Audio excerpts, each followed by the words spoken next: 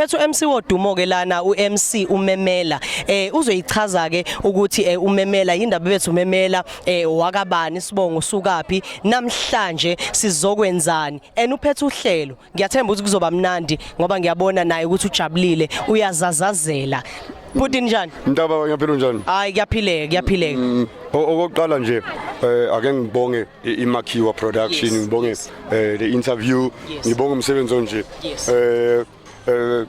ibusiness iningi baningi abantu abenza the same business enziwa eMakhiwa ama companies maningi but awenzi ngendlela efanayo imicimbi lesingihambile I think more than imicimbi esingipostile since 2007 mhlawumbe sidlulele ku100 noma ku200 but I have never since see such a thing so nje to Makhiwa production guys pick up to CEO on the director the management pick up MC Memela undlala bethu dabethekela masaka Wodumo lona Wodumo ngisho nomampintsha esethune negodini uwazi kahle ukuthi ephilite ikhona le ansizwa so uMemela is just a nickname.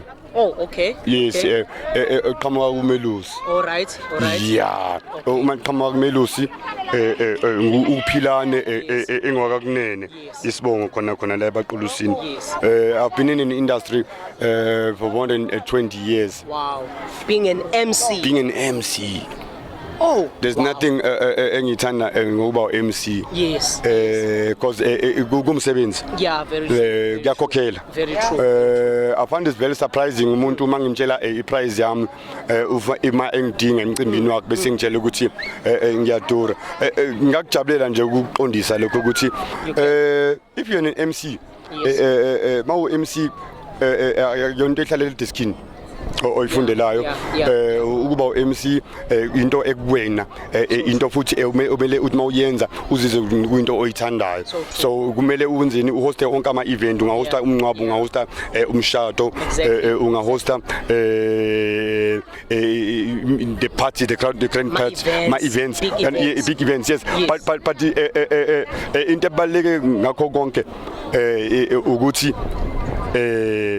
mele wazi ukuthi uma usuphambi kwabantu wenzani ukhuluma ini so true uyabona le nto le mele uhlukanise futhi imicimbi oyihostile ukuthi imicimbi onjani lo so into ebaleke kakhulu ngokuba uMC ukuthi wazi ukuthi mawuphathi kwabantu yini ikhulumayo yini ongayikhuluma yes Puthi uMemela siyabonga siyajabula ukwazi siyajabula ukubona sisazohlangana ukutshontsha lapha kwiMakhiwa production njengenkampani